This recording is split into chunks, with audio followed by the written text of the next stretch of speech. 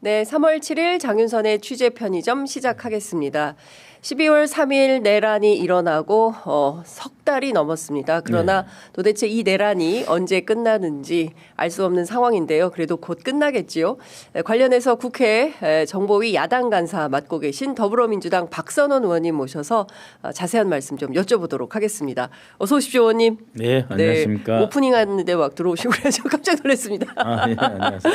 예. 아니 근데 목도리를 이렇게 하고 계세요. 추우세요? 네. 왜 이렇게 추우십니까? 지금 저 스튜디오. 추위를 타요. 전 3월은 한참 겨울이고요. 네. 5월 초 돼야 저는 조금 괜찮아요. 특별한 이유가 사연이 있으십니까? 아니요, 어렸을 때 감옥에서 겨울을 4번 났거든요.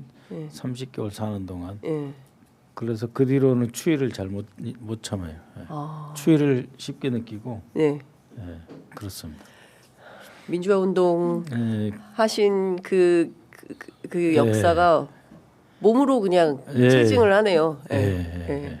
저는 나주에서 왔는데 서울이 너무 학교 다닐 때도 왜 그렇게 추웠는지 모르는데 나주에서 그 다음에 이제 서대문 구치소하고 이렇게 전국의 교도소를 돌아다녔는데 안양 뭐 청주 수원교도소 이렇게 돌아다녔는데 추워요. 아이고야 뭐 그렇습니다. 하여간 대한민국에 다시는 내란과 다시는 비상계엄이 없어야 의원님처럼 민주화 운동을 하다가 감옥 가는 일은 없어야 될 텐데 참 그렇습니다. 그 댓글창에 의원님 와 박선원이다 이것 좀 물어봐 주세요라고 하는 게 있으니 바로 물어보세요. 곽종근 사령관과 관련된 겁니다. 곽종근 사령관 양심선언과 관련해서 일제히 보수 언론들이 나서가지고 특히 국민의힘에서 민주당 의원들 고발하겠다라고 합니다. 그러면서 그 TV조선에서 공개했던 그 내용 있지 않습니까? 뭐 내가 살려면 양심선언 하라는데 뭐 얘들이 다 사정은 아는 것 같은데 그래도 뭐 내란죄로 엮는다는데 일종의 막후의 기획자가 있으니 그것은 박선원과 김병주다 이제 이런 주장을 하는 겁니다. 아유 그렇게 여유가 없었어요. 속 편한 말씀들 하시는데요. 12월 5일이잖아요. 그러면은 제가 12월 3일 11시 좀 전에 국회 도착해가지고 밤에 그 다음 날까지 계속 대기하고 그리고 뭐 12월 4일 밤에도 우리가 그렇죠. 로텐도리 아니고 본회의장에서 밤새고 계속 그런 상황이고요. 12월 4일 날 제가 받은 밤에 받은 정보는 이제 그때 처음으로 속초 부대 HID 부대가 동원됐다고 하는 게 이제 12월 4일 밤이에요. 그때 저는 거기 집중하고 있었고 그 다음에 이제 곽 사령관 부분에 대해서는 여러분 잘 이해하셔야 됩니다. 12월 4일 0시 30분 윤석열이 전화를 해가지고 빨리 문 때려 부수고 들어가서 그지 뭐 내라 그런 거 아니에요. 그러면은 그 명령을 받아가지고 707 특임대하고 어떻게 뚫을 것인가 고민을 해서 단전까지 했었어요. 그렇습니다. 단전하고 난 직후에 약 1시 7분 8분 경에 곽종근 사령관이 안 되겠다 해서 이제 그 철수 결심을 했던 거고 특전사가 빠지니까 이제 수방사 빠지고 수방사 빠지니까 방첩사가 빠졌다. 이게 이제 그 사령관들 진술이고. 맞습니다. 요 사이에 김영현 장관은 오히려 왜 빼냐 그런 지시를 했었고 또 새벽 2시 13분인가요? 그때는 다시 전화해가지고 곽종근에게 전화해서 선관위 또 추가 투입할 수 없느냐 이런 상황이거든요. 근데 12월 4일 1시 1분에 그 계엄령이 해제 의결이 된 다음에 6분에서 7분 사이에 빼라 했을 때가 언제냐면 단전했는데 본회의장에 불이 안 꺼졌어요. 그렇죠. 본회의장에 그때 불이 꺼졌으면 또 달랐겠죠. 본회의장에 불이 안 꺼졌다는까지 확인을 하고 뺀단 말이에요. 그래서 마지막까지 단전까지 했는데 안 되니까 빼고 그때 이미 본인이 이것은 항명일 수 있다라고 이미 생각을 한 거예요. 항명이라고 하는 거는 무슨 뜻입니까? 그렇죠. 잘못된 지시이기 때문에 여기 이 명령을 따르지 않는다는 거잖아요. 예. 그러니까 곽종근 사령관은 이미 24일 1시 10분 전후부터 이미 이건 잘못됐다. 항명이라고 해서 처벌받더라도 나는 군을 빼겠다고 하는 생각이 있었던 분이에요. 그렇죠. 그리고 그것이 진심입니다. 그 이후부터 쭉 특전사 제1공수 여단부터 시작을 해서 방첩사령관의 법률보좌관 그 특전사령관의 법률보좌관 네. 이때는 이천사령부에 같이 곽종근을 보좌하던 사람이잖아요. 네네. 그리고 방첩사에 나왔던 그 방첩 지원 네.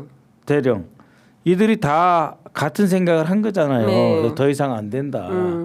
그런 상황에서 특전사가 이미 1시 10분 이후부터는 입장을 정했다고 봐야 돼요. 그 이후로 이탈자가 없어요. 네. 딴소리 하는 사람도 없고 김현태만 오락가락 하는 거지. 그렇게 이 시청자 여러분이 이해하시면 편합니다. 네. 그래서 곽종근이 제2의 내란을 할 생각이 있었으면 네. 어떻게 12월 6일 날 우리가 항의 방문 간다고 그랬을 때 그걸 받아들였겠어요. 그렇죠. 그리고 이 곽종근 사령관이 본인 이야기 하잖아요. 친구들 동창들이 전화 왔다. 너 맞습니다. 큰일 났다. 예. 너 어떻게 할래? 생각해 보세요.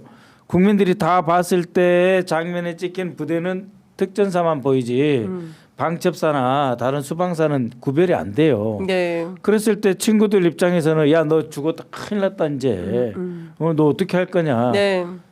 고등학교 동창들이 충남고 대전 분들이 예. 자기 친구한테 전화해서 너 큰일 났다 어떻게 할래. 그렇게 말하는 게 당연한 거 아니에요? 그렇죠. 네. 친구들은. 네. 그리고 그게 이제 뭐 김병주 의원이랑 그 다음날 12월 6일에 가는 게 일정에 겹칠 수는 있지만 네. 곽종근의 사령관으로서의 실존적인 고민, 책임을 다한 모습을 자꾸 이렇게 물타기 해봐야 네. 진실이 어디 안 가요. 지금 이 그 국민의힘에서는 착각하는 거예요. 자신들이 고발할 게 아니고 제가 고발하려고 그래요. 권영세를. 네? 예, 예. 내가 무슨 회유를 하고 무슨 협박을 하고 그래요. 예. 곽종근 사령관은. 예.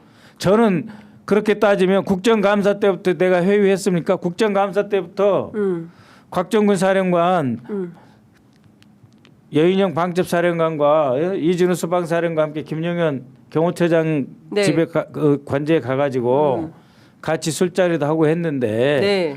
이때 만약에 계엄을 논의하면 이건 내란 예비 음모에 해당합니다라고 제가 계속 이야기했어요. 맞아요. 예. 국정감사 때 이진우 수방사령관 곽종근 사령관한테도 이야기했습니다. 곽 사령관하고 이진우 사령관 안 하겠다고 그랬어요. 여인영 사령관도 안 하겠다고 그랬어요. 그러니까요. 그러면 그때부터 안 하겠다는 말을 했으면 예. 국정감사 때부터 그럼 제가 회유했습니까? 협박했습니까? 저는 경고했어요. 정확히 말하면. 그때부터 일관되게 저희 입장은 똑같아요. 우리 민주당 입장은. 네. 이거는 내란 예비 음모고 만약 실제로 불법 계엄을 하면 이거는 위헌이고 내란이기 때문에 네. 내란죄로 처벌받을 거고 대통령도 형사소추될 거다. 그렇죠. 경고를 했어요. 예. 제가 외환 유치죄는 뺐지만 외환까지 더하면 이건 반드시 이 내란 행위에 대해서는 법정 최고형까지 받을 수 있는 극악한 범죄인 거예요. 그리고 헌정 질서가 파괴되는 거잖아요. 네. 그래서 하지 말라고 제가 경고를 한 겁니다. 경고를 무슨 뭐 하고 난 뒤에 끝난 뒤에 한 게 아니고 네. 8월 달에 김용현이 임명될 때부터 경고를 했고 저는 이미 그 전에 필리버스터 할 때부터 7월부터 경고를 했어요. 네. 그때 신원식이 뭐라 그랬습니까?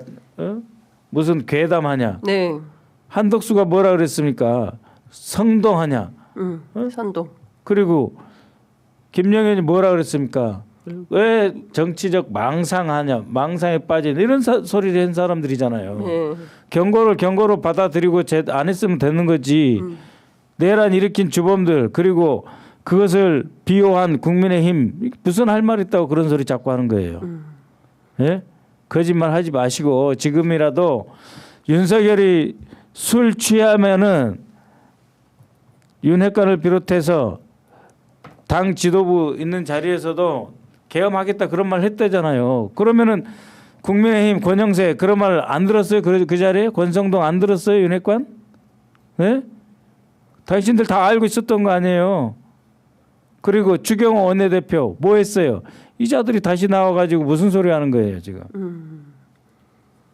그러니까 지금 의원님이 고발할 판이다. 제가 고발할 거예요. 권영세가 권영세 고발하겠다. 그전께인가 뭐 박선원 의원이 뭐 회유하고 뭐 어쩌고 저쩌고 했는데 내가 곽정근 사령관하고 1대1로 통화한 적이 없어요. 그렇죠. 그리고 그날도 제가 알기로는 그 김병주 의원이 먼저 전화해가지고 같이 가자고 했던 걸로 알고 있습니다. 김병주 의원님이 갑자기 12월 6일 그때 특수임무가 있다. 뉴스 이제 겸공 겸손은 힘들다인가 어렵다인가. 뉴스 겸손은 공장 힘들다 갔다가 어렵다가 아니라 거기 가 있는데 전화 오셔가지고 8시 직전에 와가지고 나랑 어디 좀 꼭 좀 가자. 그래서 아유 그래 밤새 피곤하잖아요. 근데 또 국회를 비운다는 걸 저는 상상을 못 하고 있었기 때문에 그래서 뭐냐 그랬더니 한 8시 반 되면 만나서 이야기해 주겠다 그래가지고 의원회관에서 만나서 여기 특전사 항의 방문 가자. 이거 잘못하면 제2 내란 할 수도 있는데 막아야 되는 거 아니냐. 그래서 그냥 알았습니다. 같이 가긴 했는데 그래가지고 우리 뉴스 편의점에 못 나오고 그렇죠. 그날 하여간 일이 많았습니다. 많이 났는데 그걸로 해서 뒤집어지지 않습니다. 우리 존경하는 뉴스 편의점 구독자 여러분 걱정하지 마세요. 제가 만약에 회유 협박하고 그랬으면 이 자리에 있을 수가 없어요. 그렇죠. 저희가 정말 그때 긴박했던 건 뭐냐면 또 내란할 것인가 어떻게 막을 것인가 이거였고 정말 12월 6일 여기서 이제 사실 출발은 9시경에 했거든요. 국회에서. 근데 10시에 윤석열이 곽정근 사령관에 전화했다는 거잖아요. 그렇죠. 그건 뭐예요? 그거는 제2 내란 지시 음모 아니에요? 그러면? 그리고 국민의힘 그거 기다린 거 아니에요? 그 귀하들은 제2 내란죄가 있는 거예요. 그러면은 그때 그 전화를 대통령 전화 P200 혹은 P2000 쓴 핸드폰을 서랍에 집어넣은 곽정근에 대해서 여러분이 칭송을 하고 정말 제2 내란 막아줘서 비록 내가 국민의힘이지만 다행이다 그렇게 생각해야지. 탄핵 같이 한 거 아니에요 지금? 윤석열 탄핵 204표로? 국민의힘 지금 어디 가서 무슨 세상 따로 살고 있는 거예요 지금? 아휴, 하여간 지금 돌아가는 내용을 보면 여전히 그 꿈꾸고 있다. 윤석열 다시 돌아온다. 그리고 더 심각한 건요, 의원님. 뭐 황교안 대통령 권한대행까지 한 사람입니다. 그 헌법재판소를 향해서 지금 망언을 쏟아내고 있고 지금 선고가 나오면 헌법재판소 때려부셔야 된다라는 얘기를 서천호 의원이 하고 있습니다. 서천호 의원도 그렇고 황교안이 뭐라 그랬습니까? 무슨 탄원서라는 걸 제출하면 잘 부탁합니다. 굽어 살펴주십시오. 이렇게 하는 게 탄원이지. 폭동이 일어난다고 협박을 해요? 그런 사람 어디 있어요? 그래 도대체. 이 사람 법무부 장관 하지 않았나요? 법무부 장관도 했죠. 박근혜 갑자기 때. 헷갈려가지고. 법무부 장관, 총리 다 아니 했습니다. 어떻게 검사에 법무부 장관 했던 사람이 폭동을 운운해요? 지금 윤석열이 공소장에 들어있는 내용이 폭동이다. 그래서 내란죄라고 돼 있어요. 제일 마지막 공소장 제일 마지막에 결론. 그래서 폭동이다라고 돼 있는데 황교안은 폭동을 아예 선동을 하고 지금 팀 짜고 있는 거 아니야? 조직 짜고 있죠, 황교안. 그거 다 내란이에요. 반란이고 내란이란 말이에요. 이석기 처단하듯이 황교안 처단합시다.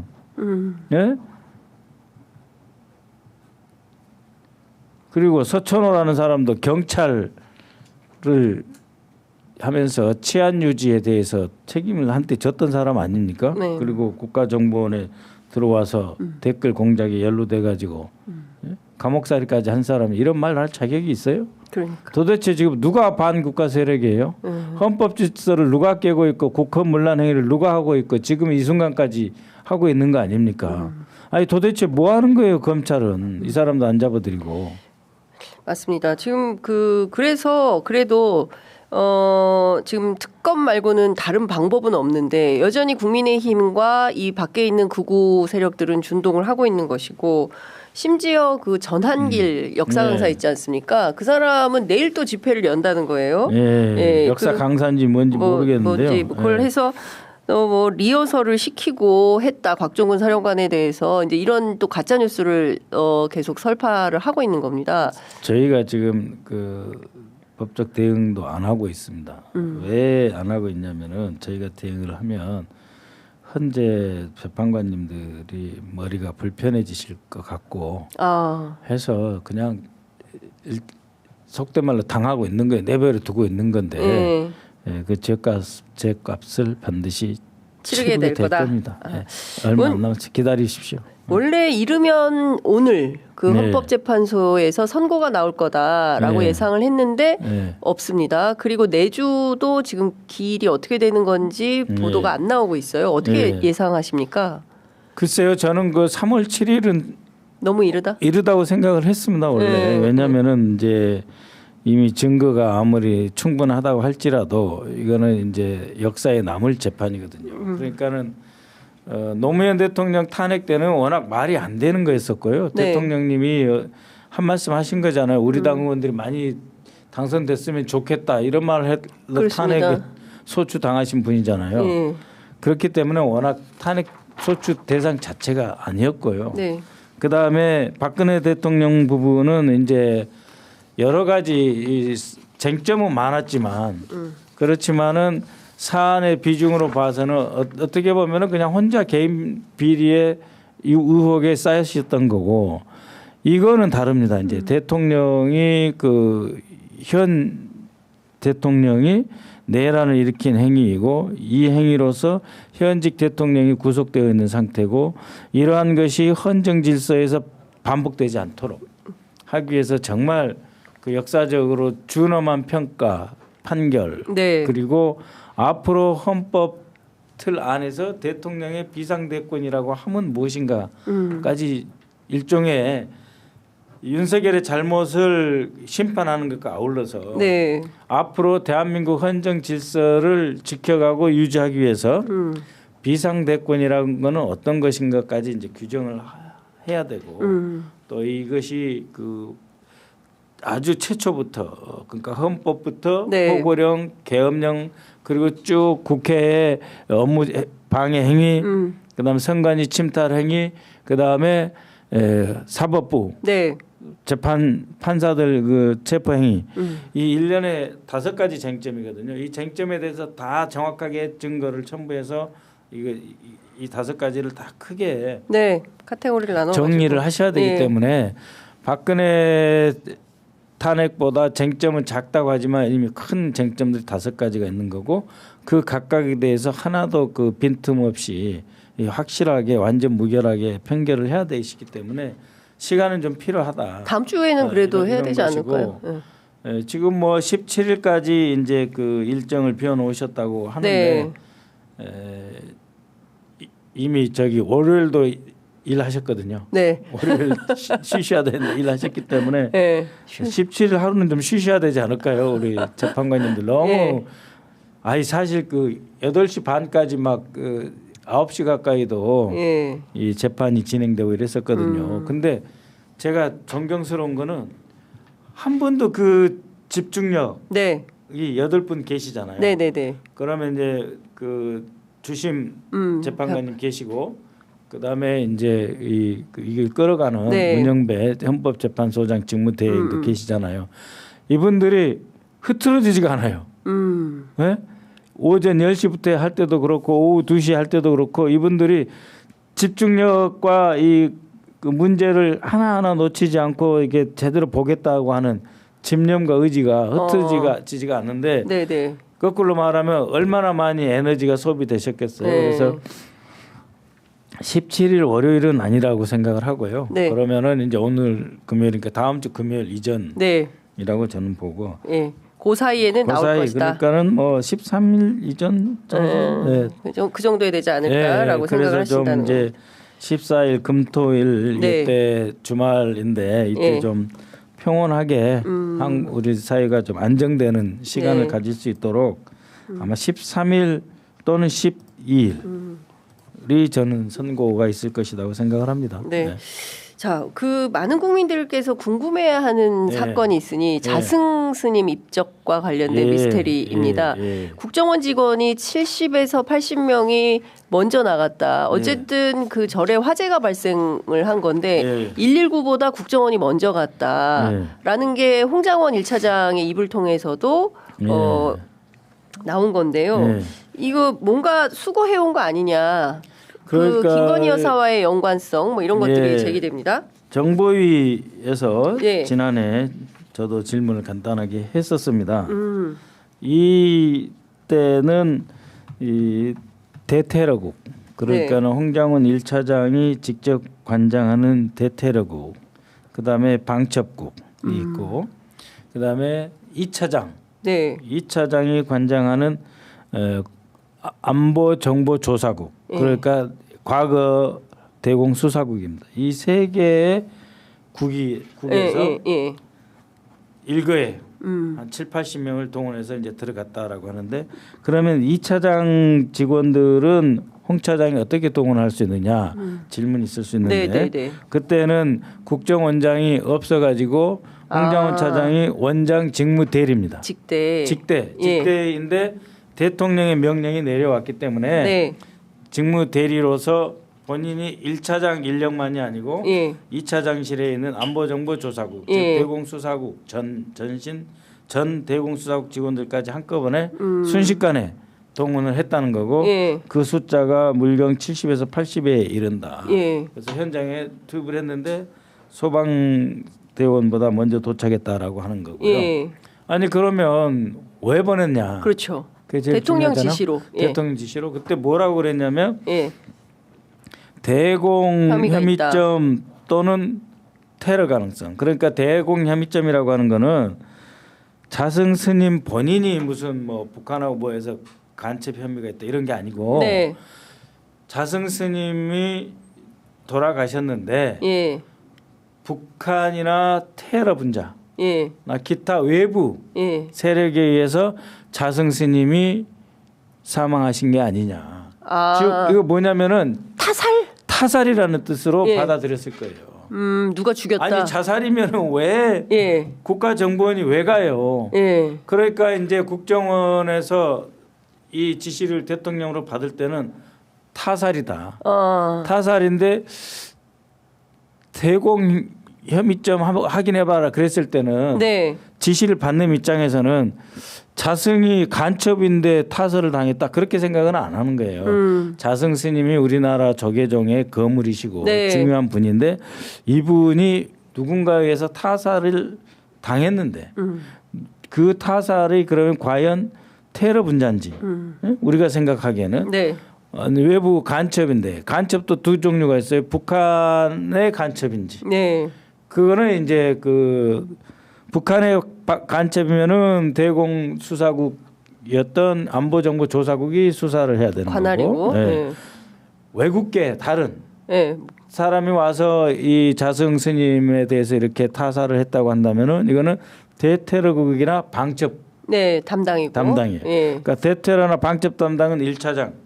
그다음에 대공수사국 쪽에 일이면은 2차장. 근데 이거는 홍장원 차장이 대통령한테 지시를 받았고 원장이 없는 직무 대리이기 때문에 이 세 개 팀을 다 가동을 팀에 즉각 투입을 했다라고 하는 거고. 그러면 상식적으로 이 지시를 받았을 때 어떻게 생각하겠어요? 아니 자살했는데 국정원을 출동시키나? 그렇게 생각 안 할 거 아니에요. 누구나. 그렇죠.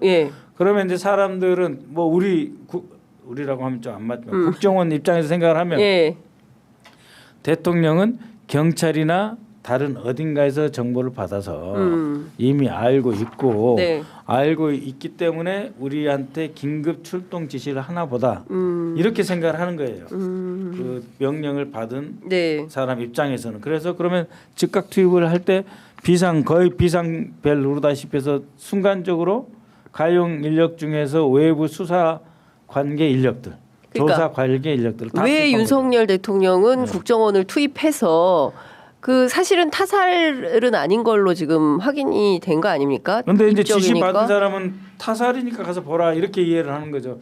야 자살인데 가서 한번 확인해봐. 이거 국정원에 안 맞잖아요. 거기 뭔가 뭐 그 휴대폰이나 뭐 증거 그리고 그 전에 뭐 윤 대통령과의 다툼설 그렇게 되는 거죠. 예, 네, 얘기가 그러니까 나오고 있지 않습니까? 대공 혐의점 뭐 이렇게 그건 딱 아니다. 들으면 예. 듣는 사람 입장에서는 무조건 현장을 가서 예.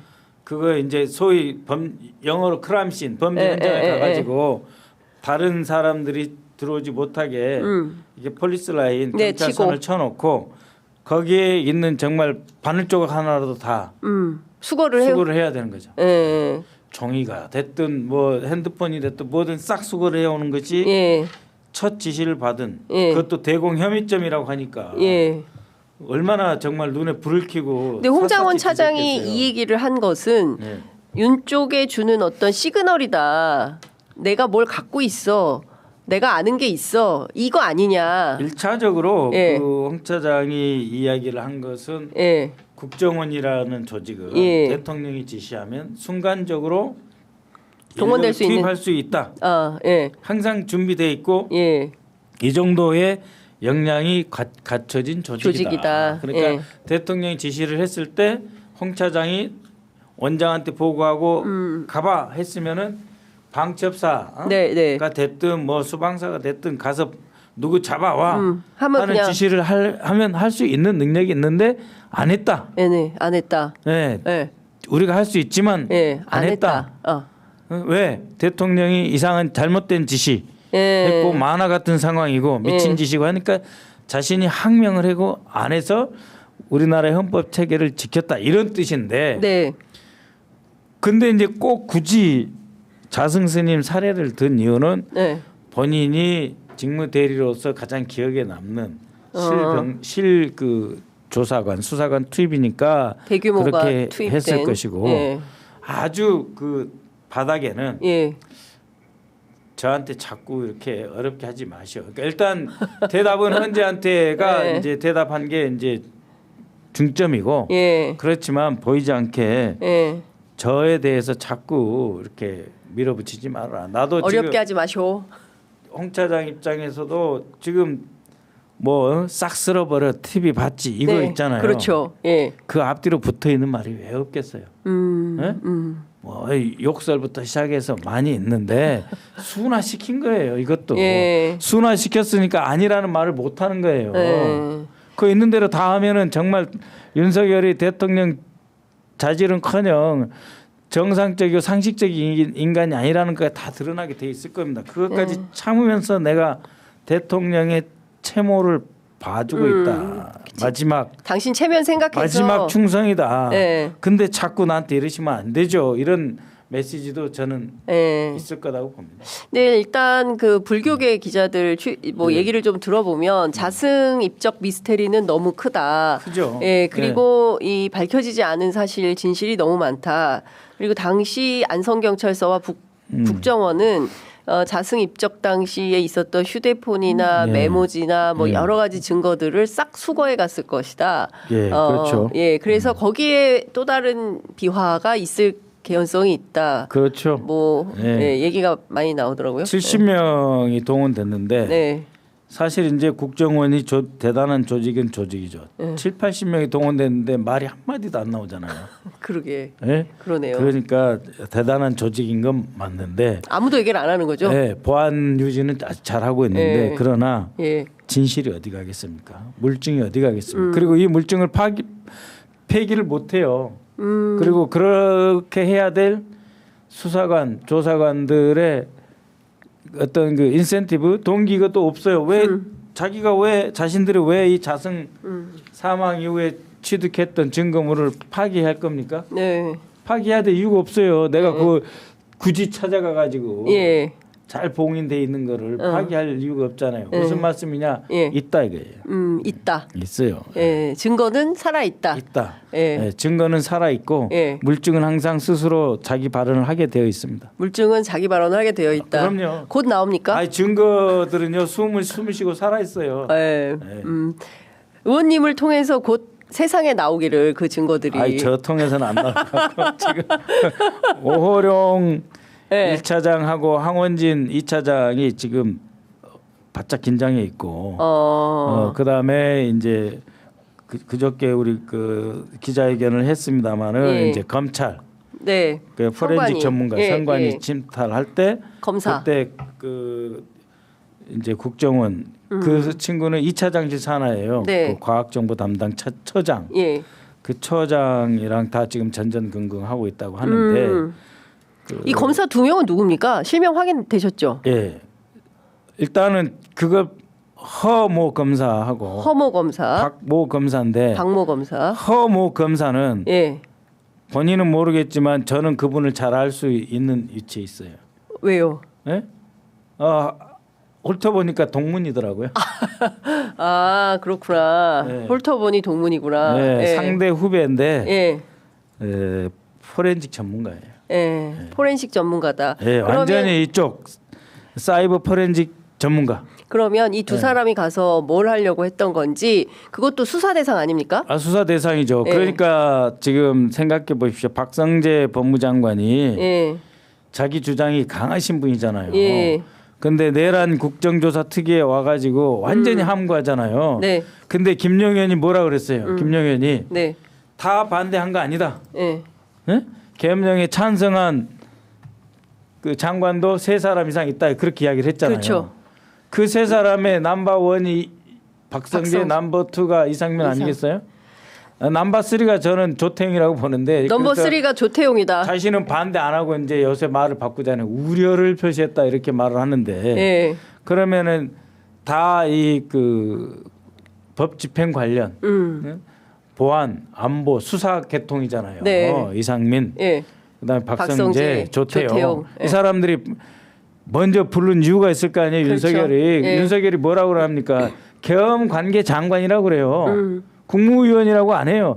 계엄 관계 장관을 불렀다 했다가 이제 이러면은 국무회의가 안 되니까 말을 바꾸긴 했는데 계엄 관계 국무위원이라고 말을 바꾸기는 했는데 계엄 관계 장관들을 불러가지고 문건을 다 나눠줬다는 거잖아요. 그렇죠. 초반에는 먼저 온 사람은 맞아요. 맨 나중에 최상목이 올 때 그때 뭐 8번 그때는 뭐 누구 그 행정관 비서관 시켜서 줬을지 모르지만 8시 40분에 차례차례 도착한 사람 다 줬다는 거지 않습니까? 네?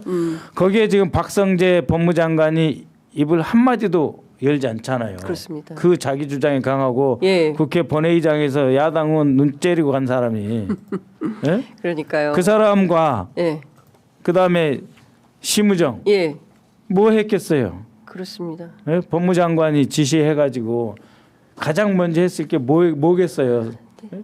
법률대책회의 했겠죠. 그리고 빠져나갈 구멍. 아니 그거는 사후고. 그건 사후고.